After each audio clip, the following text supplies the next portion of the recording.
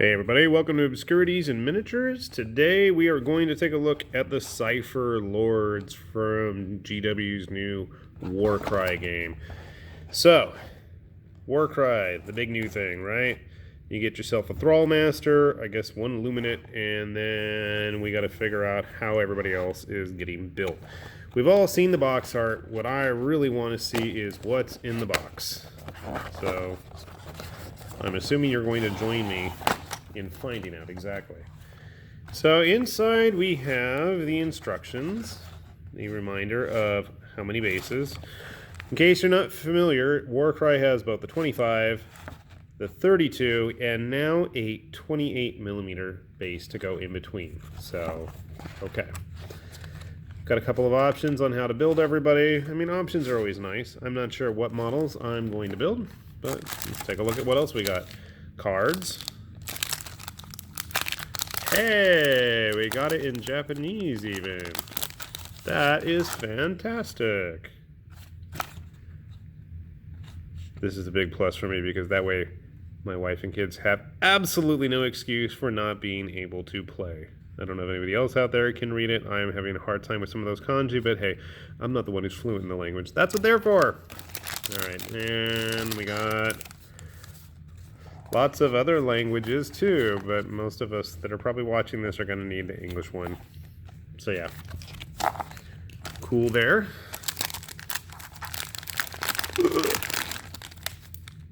Okay, all the battle plan cards or something, and stats and stuff. Are these blank? Interesting. Okay, enough of that. Let's see the real meat and potatoes here. The sprue. Okay, so it looks like there is not a single repeat among any of the parts. That's kind of surprising. I can guarantee you this, whatever does not actually get used by me with the Cypher Lords is going to end up getting cannibalized and glued onto most likely some Kyric Alkalites, and we're going to make some new models with those. So I really like these very Eastern Asian looking inspired weapons, quite cool. Sword not so much. Those pole arms absolutely. Digging the poses. The fan is a nice touch too. So you got, I don't know how many parts there are, quite a bit, but let's see how much we use up. I'm going to go ahead and build whatever is listed in the box. We're going to take a look at each of those models. We'll see what parts they're made out of, and then we'll see what we have left and what I can cobble together. Sound good? Because that's what I'm doing, and I don't really care if you're watching or not. I'm going to do it anyways. One sec while I get started. Here we have all the parts laid out for the Thrall Master, the Thrall Master being your leader. We have the two parts that make the three headdress plumes.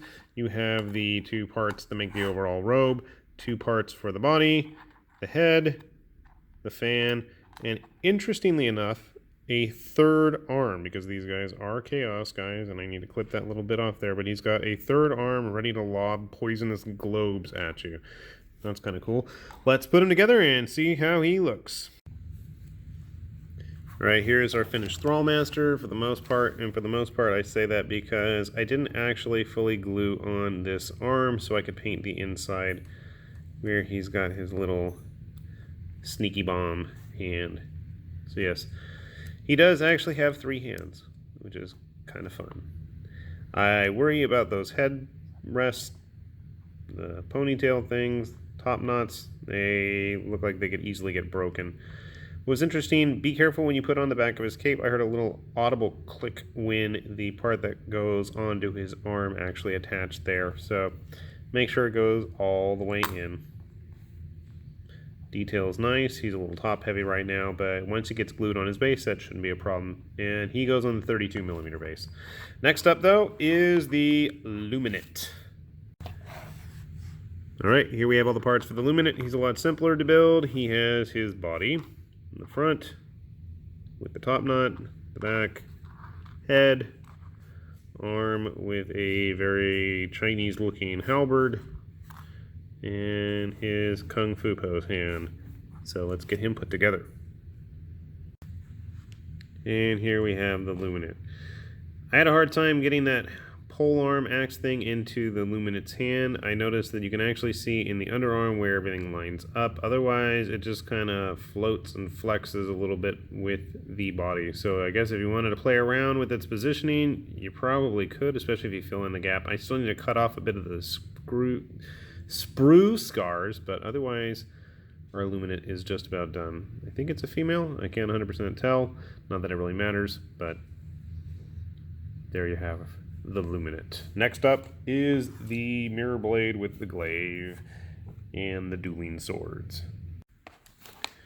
So here we have two of the Mirror Blades. These are the dedicated part ones. These two Mirror Blades do not have any options. The Mirror Blades are the models that go on the 28 millimeter bases. The 25 are the, what do they call, the Soul Slaves? Mindbound. So anyway, you can see here the part layout. They're pretty simple. You have the weapon arm, their offhand, head, and the two body halves for the glaive wielder, whereas the dual blade has the separate leg, front of the body, two blades, and the head. One thing I'm noticing is these heads are pretty interchangeable. This is not the correct head, but it fits the body perfectly. They have a little mark on the back of them that just keys in perfectly. So if you really wanted to mix and match and swap stuff around, absolutely, there's no reason not to. I don't see any real issue with that happening. So if you wanted to get a little creative and mix and match, I think you could do it without any problems. I'm going to go ahead and build these two as is though, so give me one sec. And here we have our Mirror Blades. And again, very Kung Fu-like poses, very fluid and dynamic, very Tzeentch-ian looking. The glaive user. They do need to be a bit cleaned up still. I'm building in a hurry as I got places I gotta go. But that's okay. And then we have the dual blade, who I really like, but I always like dual blades anyways, so what do I know? I love the tassels on the hilt of the sword too. Almost like Chinese Kung Fu broadswords. Very nice. So we're going to get these guys all glued on the bases eventually.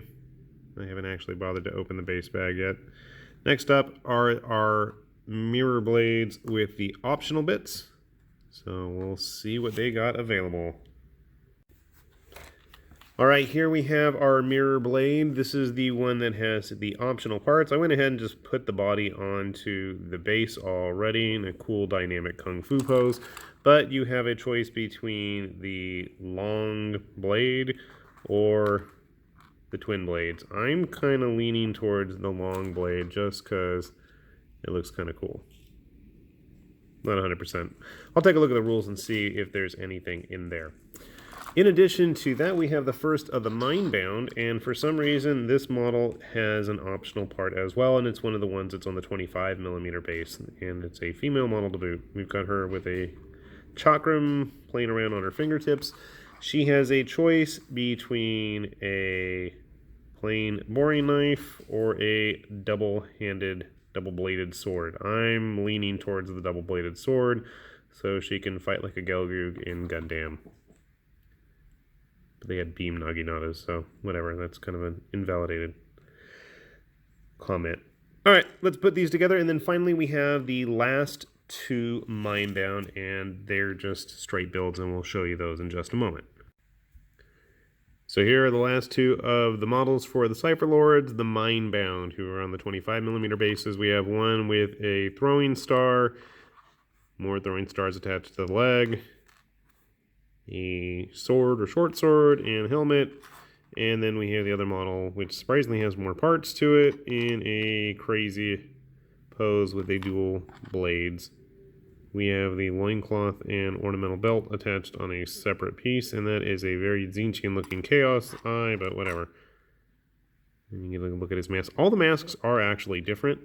Keep that in mind. And I noticed that while cutting the pieces off, there are also some extra chakrams and shuriken to equip on whoever you feel like putting those on. So I'm going to finish putting these models together, and then we will see how the warband stacks up to other models in the range.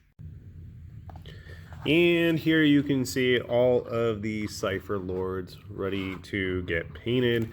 I happened across a few more contrast colors, so I think we'll give those a try and see how they work out. Naturally, I had to give the one guy the optional long sword, and where's the other one with the double-bladed? This guy, girl, whatever, with the big double-bladed sword. So, how do they stack up compared to other models? Well, here is our good old GW friend. You can see here, he, I guess, is right about the same size as the average Soul Blade, Soul Caliber, Mind Blade, I don't know. He's actually a little bit shorter, but he's an older model, and he also is not wearing a gigantic headdress. Here is our more modern looking model from Underworlds. You can see he's pretty similar in scale, but being a Chaos Marauder and all. Let's see if we have any other figures. Grab a random Privateer figure, throw him in there. I was thinking these guys would be nice Torakage stand-ins for Malifaux. So if you wanted to paint them up, they scale quite well with modern Malifaux figures. Might be kind of fun to use these guys also in Shadows of Brimstone as some kind of an encounter, maybe as one of the ninja clans. If you have one of those in mind, that might be a kind of fun way to use them. I mean, they obviously are in very dynamic martial arts poses already, so, you know, why not go that extra mile?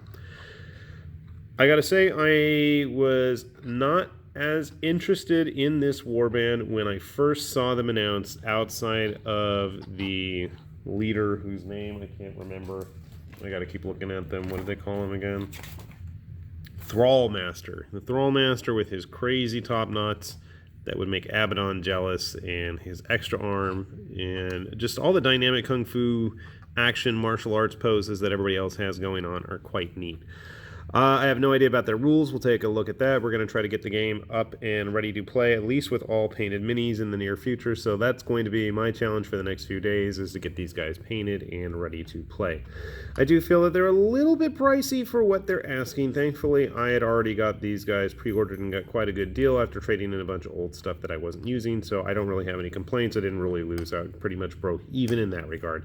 So hopefully if you are able to find these guys for a good price, I'd say get them. It's definitely a unique vibe. You can probably get away with using them as Kyric Alkalites if you didn't like the actual rules that are already on the Games Workshop website, which I haven't even bothered to look at. And no, there are no Age of Sigmar rules included, so if you're looking for just using them in Sigmar, you might want to look elsewhere for actual rules for these guys. They only have the WarCry stuff with them. So, hopefully this has been helpful. Whether or not you're going to go buy your own, I have no idea. Post your photos up there and show them off if you want, because I know I'm going to be doing that pretty soon myself. With that said, this is High Lord Tamerlane with Obscurities and Miniatures saying see you later. Thanks for watching, and come on back for more when you get a chance. Bye-bye.